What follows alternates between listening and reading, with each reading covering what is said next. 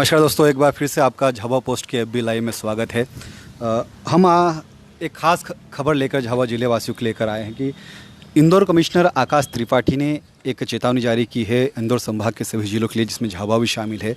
और कहा यह गया है कि जो निसर्ग तूफान जो पश्चिमी तट जो महाराष्ट्र है, गुजरात है, वहाँ पर जो टकराने वाला है, उसको लेकर चेतावनी जारी की गई है और लोगों को खास हिदायत दी गई कि वे सावधानी बरतें। और ये कहा गया है कि 50 किलोमीटर से ज़्यादा की तेज़ रफ्तार की हवाएं चल सकती है और साथ ही गरज और के साथ में बारिश भी हो सकती है। तो क्या है निसर्ग तूफान और झाबुआ जिले वासियों को किस तरह सावधानी रखना है और किस तरह का ख्याल रखना है, इसको लेकर हमारे साथ खास बातचीत के लिए मौजूद हैं झाबुआ जो कृषि विज्ञान केंद्र है, यहाँ के जो वरिष्ठ वैज्ञानिक है डॉक्टर IS तोमर। उनसे हम जानते हैं क्या है निसर्ग और किस तरह सावधानी रखनी। सर, इंदौर कमिश्नर साहब ने भी एक चेतावनी जारी की है। जी, हमको जो मौसम पूर्वानुमान की वो जो जानकारी मिली है उसके अनुसार ये जो निसर्ग जो तूफान है ये अभी महाराष्ट्र और गुजरात के तट पे इसको आज 3 तारीख को टकराने की संभावना है। और टकराने के बाद यदि इसकी दिशा का जो अभी दिशा चल रही थी उसके अनुसार यदि लगातार ये आगे बढ़ता रहा तो आने वाले कल मतलब 4 तारीख तक इसके मध्य प्रदेश तक में आने की संभावना है। और यदि ये आता है तो निश्चित ही, चूँकि मध्य प्रदेश का झाबुआ पहले ही जिला है गुजरात से लगा हुआ, तो अलियाजपुर, झाबुआ, इसके अलावा अपना रतलाम और इन सब क्षेत्रों में भी इसका प्रभाव होगा।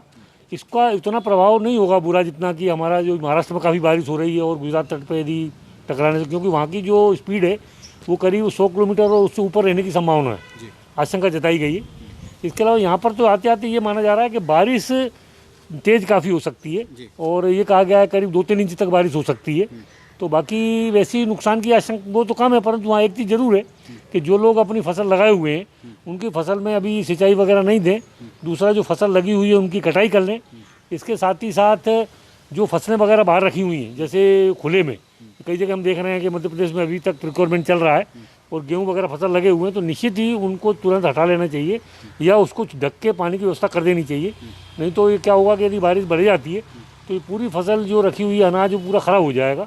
तो ये अभी ये खाली इंदौर ही नहीं, उज्जैन और चंबल संभाग और 2-3 संभागों में इसकी चेतावनी दी गई है कि भारी बारिश हो सकती है और कई जगह थोड़ी बारिश से भी थोड़ी ज़्यादा बारिश हो सकती है। तो लोगों को इसके लिए सतर्क रहना चाहिए। और घरों वगैरह में भी जब इस तरह की चीज़ें होती हैं तो कमज़ोर मकान है उनमें थोड़ा ध्यान रखें लोग कि यदि 50 किलोमीटर की बीच हवा चलती है तो भी कुछ टूट फूट हो सकती है, तो लोग सावधानी रखें। और 2 दिन तक इसकी संभावना है कि 4 और 5 तारीख को इसका प्रभाव रहेगा। इसका हमको अभी दिख भी रहा है लगातार 2 दिन से, बादल भी हैं और हल्की एक दिन बारिश भी हुई थी।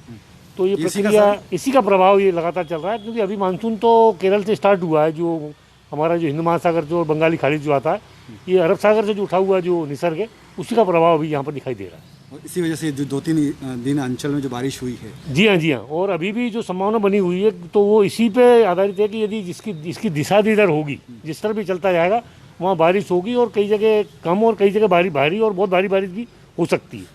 हवाओं के लेके क्या रुख रहेगा, मतलब हवा कितनी तेज चल सकती है अगर इस तरह बढ़ता है अगर तूफान? तो यदि जो संभावना है 100 किलोमीटर के बाद में क्या होता है कि जब भी कोई इस तरह का जो तूफान होता है वो समुद्र में जब होता है तो उसकी स्पीड बहुत तेज़ होती है और उसके बाद जैसे ही वो पृथ्वी के तट पर टकराता है तो उसकी स्पीड कम होने लगती है। तो आप ये मानिए कि यदि 100 या 100 से ऊपर की स्पीड पे वो टकराता है आके गुजरात और महाराष्ट्र के बॉर्डर पे, उसके बाद लगातार वो होगा तो बहुत होगा तो 40-50 किलोमीटर की स्पीड तक हवा चल सकती है यहाँ तक आते आते, यदि उसकी दिशा, क्योंकि ये क्या होता है दिशा भी बदलता रहता है।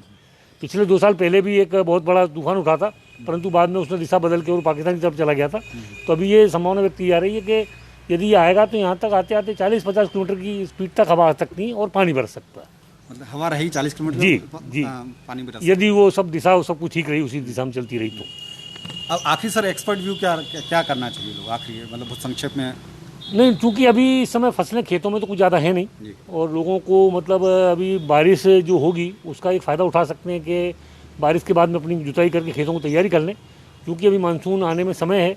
तो इसके से बोनी ना करें, यदि बोनी कर देंगे तो हो सकता है कि मानसून यदि मान लीजिए लेट हो गया तो परेशानी हो सकती है। तो अपने बीज वगैरह की व्यवस्था करके देख लें और जो फसलें अभी खेत में लगी हैं उनके लिए फ़ायदा हो जाएगा, पानी लग जाएगा तो ऐसी कोई नुकसान होने की स्थिति नहीं है। हाँ, जो चीज़ बाहर है रखी है ओपन में उसको नुकसान हो सकता है, तो उसको बचाने के लिए थोड़ा सा वो रहें। दूसरा, जो कमज़ोर मकान है जहाँ गिरने की संभावना है, हल्के वो रहते हैं, उनसे थोड़ा सा बचें और नुकसान ना हो, जन हानि कोई ना हो।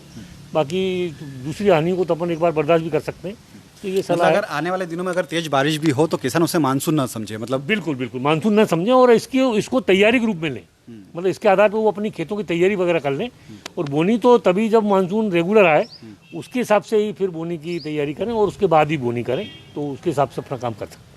तो बहुत बहुत शुक्रिया डॉक्टर साहब। ये था वरिष्ठ कृषि वैज्ञानिक डॉक्टर आईएस तोमर जो बता रहे थे कि निसर्ग तूफान को लेकर लोगों को, किसानों को किस तरह की सावधानी रखनी चाहिए और अगर आने वाले 1-2 दिन में अगर तेज़ बारिश भी होती है तो उसे मानसून समझकर जो किसान भाई हैं वो बोवनी ना करें, मानसून का पूरी तरह से आने का इंतज़ार करें। हालांकि इस पूरे मौसम में वो लोग तैयारी कर सकते हैं, अपने खेतों को तैयार कर सकते हैं, लेकिन अगर तेज़ बारिश होती है कहीं, जैसे हम लोग लगातार देख रहे हैं कि अंचल में 2-3 दिन से बारिश भी हो रही है, अगर ज़्यादा बारिश भी हो जाए तो उसके बावजूद लोग जो किसान भाई हैं वो बोवनी ना करें और मानसून के आने का इंतज़ार करें। आप सभी का बहुत बहुत शुक्रिया हमारे साथ इस लाइव पोस्ट में जुड़ने के लिए।